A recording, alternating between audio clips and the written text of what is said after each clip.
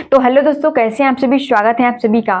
दोस्तों आज की इस वीडियो में हम सीखने वाले हैं क्लास 12 फिजिक्स का सबसे आसान टॉपिक का नाम क्या है दोस्तों? दर्पण, यानी कि मिरर, है ना।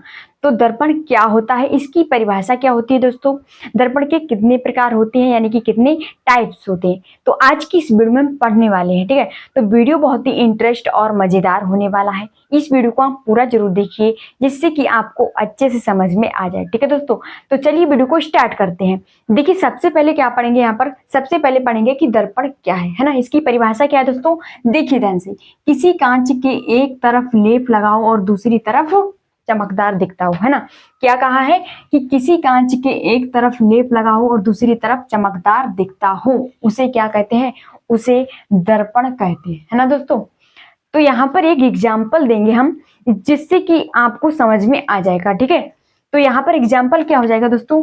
जैसे कि कोई कांच है ना, कोई कांच है, जैसे कि हम शीशा मान लेते हैं ना, जैसे कि आईना जिसमें हम अपना चेहरा देखते हैं ना, तो वो आईना, तो उसमें क्या होता है, एक तरफ लेप लगा होता है, एक तरफ लेप लगा होता है ना, और दूसरी तरफ क्या होता है, चमकदार दिखता है ना। तो यहाँ पर यही समझाया गया है कि किसी कांच के एक तरफ लेप लगा हो और दूसरी तरफ चमकदार दिखता हो, उसी को क्या कहते हैं? दर्पण कहते हैं। ठीक है, तो चलिए आगे बढ़ते हैं दोस्तों। आगे दिया हुआ है कि दर्पण सामान्यतः दो प्रकार के होते हैं ना। दर्पण सामान्यतः दो प्रकार के होते हैं। तो सबसे पहले क्या होगा? समतल दर्पण, है ना।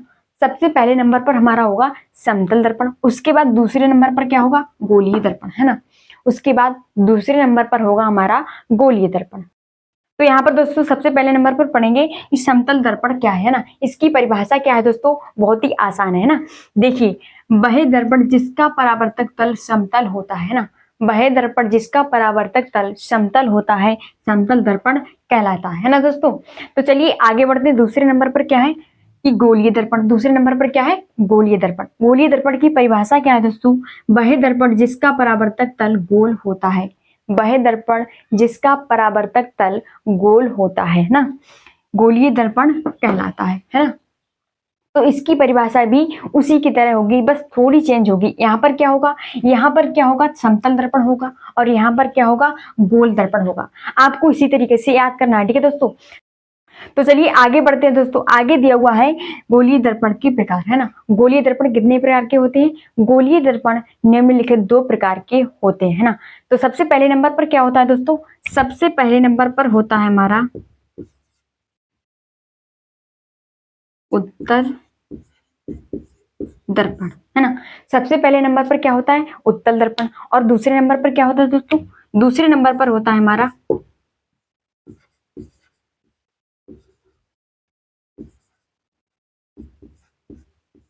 अवतल दर्पण, है ना। दूसरे नंबर पर क्या होता है? अवतल दर्पण। तो चलिए आगे बढ़ते हैं दोस्तों। आगे क्या दिया हुआ है? आगे दिया हुआ है गोलीय दर्पण के प्रकार, है ना। गोलीय दर्पण कितने प्रकार के होते हैं दोस्तों? तो गोलीय दर्पण निम्नलिखित दो प्रकार के होते हैं, है ना। तो सबसे पहले नंबर पर क्या होता है? उत्तल दर्पण। ठीक है, क्या होता है? उत्तल दर्पण। और दूसरे नंबर पर क्या होता है? अवतल दर्पण, है ना। उत्तल दर्पण और दूसरा है हमारा अवतल दर्पण। तो उत्तल दर्पण क्या होता है? इसकी परिभाषा क्या होती है दोस्तों? बहुत ही आसान है। देखिए यहाँ पर क्या है, यहाँ पर हम पढ़ते हैं कि उत्तल दर्पण की परिभाषा क्या है ना। तो क्या है, क्या है कि वह दर्पण जिसका जिसका परावर्तक तल, जिसका परावर्तक तल क्या होता है?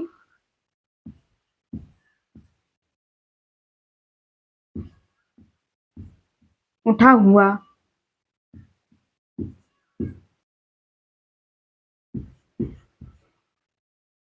होता है।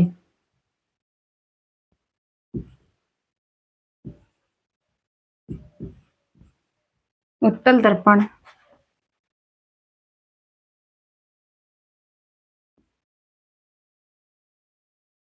कहलाता है ना।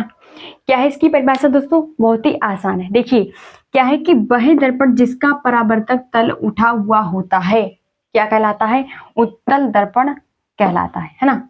और दूसरे नंबर पर क्या है दोस्तों, दूसरे नंबर पर है अवतल दर्पण, है ना। तो अवतल दर्पण की परिभाषा क्या हो जाएगी दोस्तों, देखिए ध्यान से, क्या है कि वह दर्पण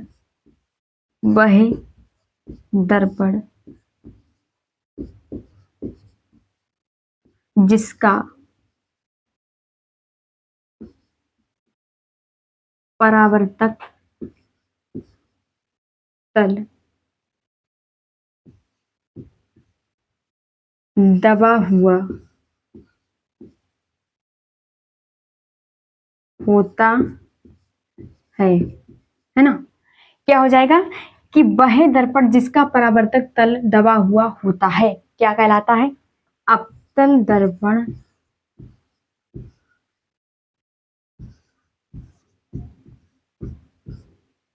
अवतल दर्पण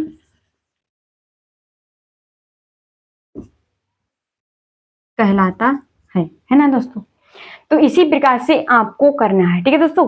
तो चलिए आगे बढ़ते हैं दोस्तों। आगे दिया हुआ है सबसे पहले नंबर पर क्या होता है, उत्तल दर्पण।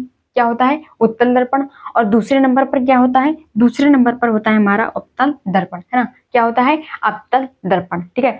तो उत्तल दर्पण की परिभाषा क्या हो जाएगी दोस्तों, देखिए ध्यान से, कि वह दर्पण जिसका परावर्तक तल उठा हुआ होता है ना।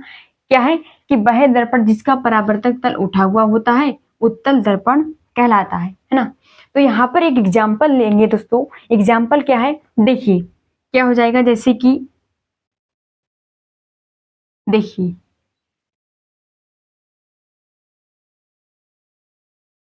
ये क्या है, ये क्या है दोस्तों, देखिए यहाँ पर परावर्तक तल क्या है, उठा हुआ है, कि वह दर्पण जिसका परावर्तक तल उठा हुआ होता है ना। और ये क्या है, ये अंदर अंदर की तरफ से पॉलिश करी हुई है ना। तो यही क्या हो जाएगा दोस्तों, देखिए उत्तल दर्पण कहलाता है ना दोस्तों। तो यहाँ पर दूसरे नंबर पर क्या दिया हुआ है, दूसरे नंबर पर है कि अवतल दर्पण, है ना। तो अवतल दर्पण की परिभाषा क्या हो जाएगी दोस्तों, क्या हो जाएगी कि वह दर्पण जिसका परावर्तक तल दबा हुआ होता है ना। वह दर्पण जिसका परावर्तक तल दबा हुआ होता है अवतल दर्पण कहलाता है ना। तो यहाँ पर इसका एग्जाम्पल क्या हो जाएगा दोस्तों, देखिए इसी का उल्टा होगा। देखिए यहाँ पर क्या होगा, यहाँ पर हो जाएगा हमारा, यहाँ पर हो जाएगा, ये क्या है, ये क्या है कि बाहर की तरफ से पॉलिश करी हुई है ना। तो यहाँ पर ये क्या है, ये क्या है, ये क्या है हमारा अवतल दर्पण, है ना। तो ये क्या हो जाएगा कि वह दर्पण जिसका परावर्तक तल, है ना, कि वह दर्पण जिसका परावर्तक तल क्या होता है, दबा हुआ होता है ना। तो यहाँ पर क्या है, ये दबा हुआ है और होता है अवतल दर्पण कहलाता है ना। तो यहाँ पर ये साइड क्या है, पॉलिश करी हुई है और अंदर की तरफ से क्या है, ये क्या हो जाएगा हमारा, ये क्या है, दबा हुआ है ना। तो अंदर की साइड क्या है, दबी हुई है। तो यही क्या हो जाएगा हमारा अवतल दर्पण हो जाएगा, ठीक है दोस्तों। तो आपको इसी तरीके से करना है, ठीक है। तो आई होप कि दोस्तों आपको समझ में आ गया होगा कि दर्पण क्या है, इसकी परिभाषा क्या है दोस्तों, दर्पण के कितने प्रकार होते हैं, यानी कि कितने टाइप्स होते हैं।